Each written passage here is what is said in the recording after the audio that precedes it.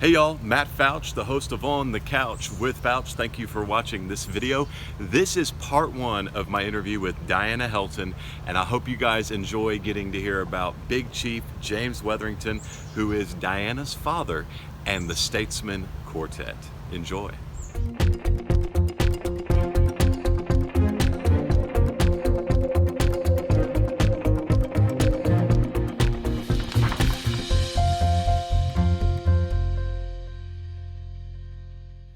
Hey friends, welcome to On the Couch with Fouch. Thank you for joining me today. I have a very special guest. This is pretty much the first time that I've ever had the opportunity to interview somebody. Well, let me say it this way. I get the opportunity to interview the current artist in today's gospel music, but I've never had the opportunity to interview, obviously, anyone from the past in gospel music. You make him And look so, old now. so I'm getting the Right. best connection I can today. This is Diana Helton. Her maiden name is Wetherington, and she has agreed to sit down for an interview today. Thank you so much, Diana. You're very welcome. And I'm not trying to make you feel old. I didn't mean it that way. I know. Diana is, in case you're not aware, Diana is the daughter of Big Chief Wetherington. James or Jim? Or did it matter? Either one. His family called him James, but Jim mostly, or Chief. Yeah. Even I called him Chief So, occasionally. to me, it was always Big Chief because that's just was the name that everybody used. His name was James Wetherington. Not too long ago, actually, we were in Ty, Georgia, and I don't know if y'all saw on social media, I posted a picture of me with a sign with his name on it there in Ty. That was cool to see that. Yeah, dedication signs. But Diana is here today to share with you guys and me actually, some of the great history of Big Chief and the Statesmen quartet. Diana, to get things going, I really don't know where to start. There's so many. Lots of information. Exactly. Yeah. So why don't you just start out with, what was it like being the daughter of, arguably America's favorite bass singer. I mean, that Big Chief. Everybody loved the Statesmen and Big Chief. And you've also got to remember, too, that back in those days, when the Statesmen and the Blackwoods had syndicated television shows, they were more of a household word. Yeah. So people just knew them. They recognized them. When you asked me what it was like to be the daughter of, the first thing I thought of was I hated to go shopping with him because everybody stopped him. Yeah. It was just, people just recognized his face. And it was frustrating to try to walk around. And, you go to the mall and it's like you get 3 feet. And I've actually commiserated with some of the Blackwood kids and siblings too, because they had the same thing. It was the same way. So yeah, there was notoriety, but Dad was gone a big chunk of the week, and then he would come home, and we would plan things, and we would play hard. And being an only child, yes, I play golf. Yes, I played baseball. We found things to do together, and Dad made sure that I had a space of every week, and that's just the way I grew up. And probably the funniest thing though was I can remember being a small child and people asking me, "What does your dad do?" And I couldn't tell them because I knew he sang, but I grew up in the Emory University area, and it was like everybody's dad was, a doctor or a teacher or maybe an attorney or maybe they were a plumber. I mean, you could put a name on it, right? Yeah. All I could say was singer. Yeah. I didn't really understand what that meant because anybody can sing, right? But I think that's debatable. But I didn't get the notoriety as a back kid, then. though. Yeah. I didn't get it, but I just figured he was making a living somehow, doing what he loved. Yeah. And that's what he did. He did what he loved, and that was his ministry. And, I remember asking him about it, and he said, I'm doing what God has called me to do. Yeah. And that was sometimes very hard on the family. He wasn't always around for school plays and functions like that, but he was there when he could be. Yeah. And that's one of the things that we, as the artist, I actually had a guy today send me an email asking about getting into gospel music, and I said there's tough things about any career, any job that a person chooses. Sure. I said, but one of the toughest thing I think in what we do is not, like you just said, not being there for a lot of the family functions or get-togethers, particularly weekends. Exactly. Most everybody around, they plan everything special on the weekends because that's when everybody's off work. Well, that's when we go work, so we miss a lot of that stuff. Yeah. So that's being the preacher's kids. That's one of the the hard things, one of the tough challenges of the job. What would you say? What was Chief's journey like? I mean, where did he start from? We all know he ended up with the Statesmen and had a great career there. What was the early days like? Early days. How far back you want to go? I've managed to run down a lot of the family. Most of the people in the guys, particularly in his family, did something in music. His grandfather actually was a music teacher. He had a degree in music, and Dad he lived with his grandparents. That's another long story. But he was kind of an itinerant teacher, and he was also, when he wasn't being a gentleman farmer, he would travel and he would form choirs for evangelists, like Billy Sunday and people like that. And so he would also teach these classes. And so Daddy grew up learning to sing, and he learned shape notes. And so when he wrote music, I'll have to show you some music. He would write the script, the poetry, and then he would come up with the music, and he would write the shape notes to correspond to the words, the poetry. Yeah. And then he had a gentleman that would actually take that and write that down in simple script, and then they would develop the music from there. And it was, we had boxes of paper towels with music. Little Boy Lost was originally on brown paper towels. It's like 10 sheets back and front of paper towels with shape notes, and that's how he came up with a song. So that was his background, and then he moved to Florida in his late teens to live with another family member, and when he was there, he started going to the concerts, when they had like the church groups and a lot of the original groups, that were touring around that predate the Statesmen, and believe me, there were a lot of those. And he loved it. He just felt a calling, and then he was hired by First Presbyterian Church. Yes, First Presbyterian Church in Lakeland, Florida, to be their soloist. That was his paying gig. That was a job back then. That was a job. Wow, nice. Yeah.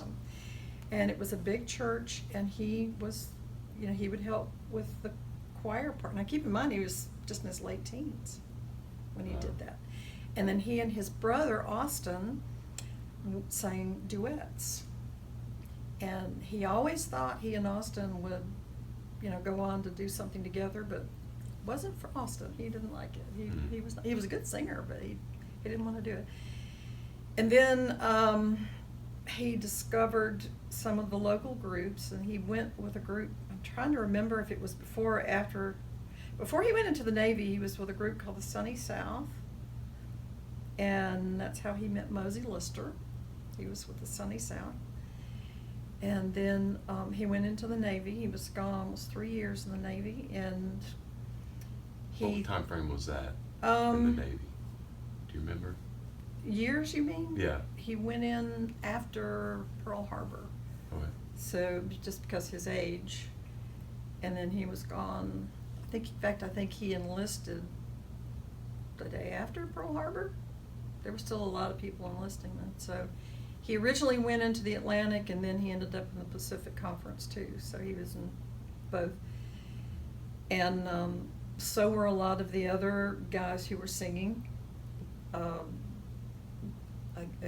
come to mind Lane Shaw and Wally Varner and all of them.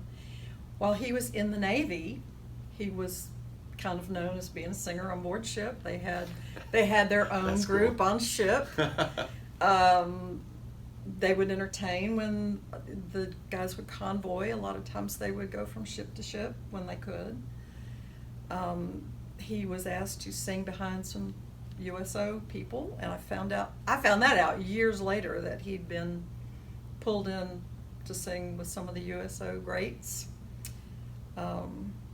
Many years later, he was playing golf out in Palm Springs, and he met up with Bing Crosby, and he reminded Bing Crosby that he'd actually backed him up on something he'd done cool. at one of the USO shows.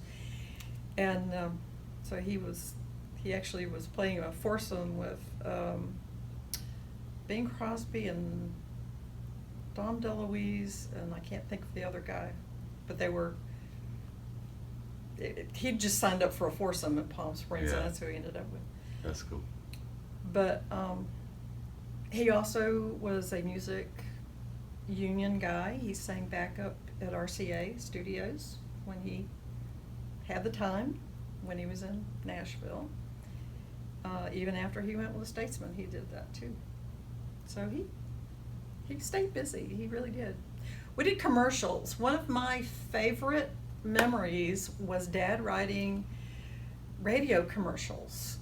And I can remember being a wee little girl, even before I could read, he would teach me these lines, and we would do these interactive commercials, And I don't know if they were ever used or if they were just the demos, but he would write commercials and they would use them.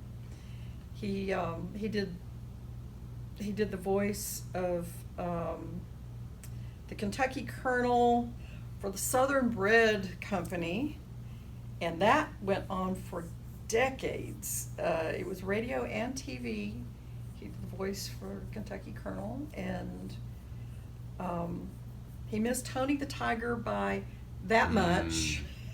And that was the big one, right? yeah, that From was the a big commercials. one. Yeah, but it was the deep bass voice they wanted.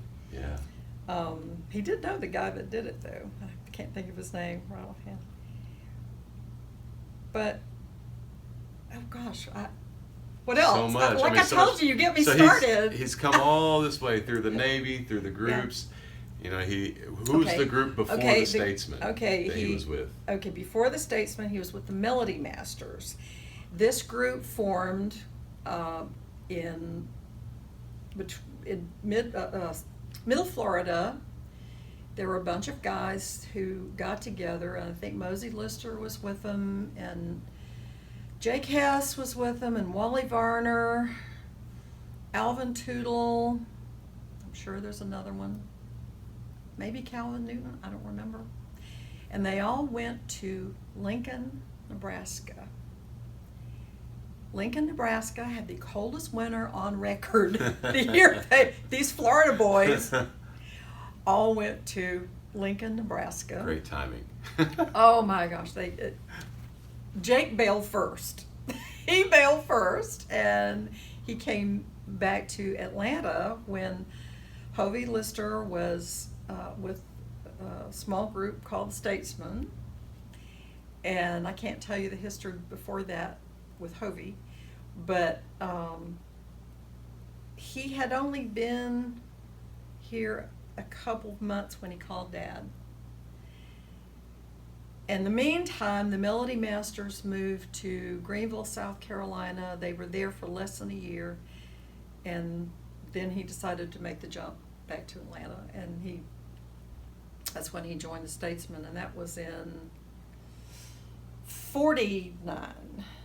1949. I think I said 59 on something else I was telling you a while ago. So the rest is kind of history, as they say. So 1949, he joins the Statesmen.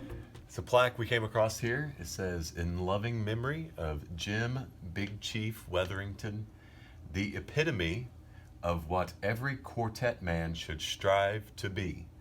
Class, charisma, character, and charm best defines this man. Chief was truly Mr. Bass Singer. His music and memory will live in our hearts forever." And this is from the Grand Old Gospel Reunion, 1993. Very cool. We've seen a lot of cool stuff today, plenty of pictures, tons of records. And one of the things that they just showed me is this orange album, and I'm interested in the story because someone mentioned the story behind it, and I don't know it. So, Diana, fill us in here. Well, Dad had recorded this solo album, and he recorded it here in Atlanta. He had, I believe all the music on it is his, his that he'd written. And he did it expressly as a dedication album to his grandfather, who is the other picture Gotcha. on there. That is his grandfather. That is Solomon Andrew Sweat.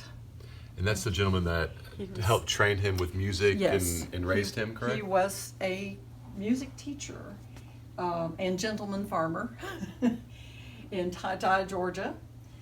And he always wanted to do a dedication album for his grandfather. And he recorded this album. He went and had these pictures taken. This was in the chapel at Callaway Gardens, south of Atlanta. And he had the album cover. In fact, this is just the paper cover. That's not even an album in the frame. He had a copy of the paper photo for the front. He had the reverse of the jacket. He had written the dedication.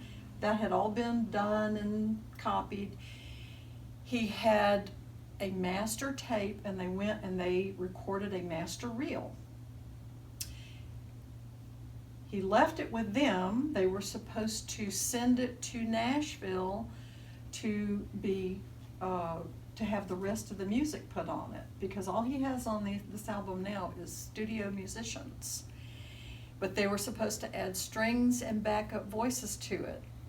He came back into town after leaving it with him and leaving town. He came back into town to find the studio had closed.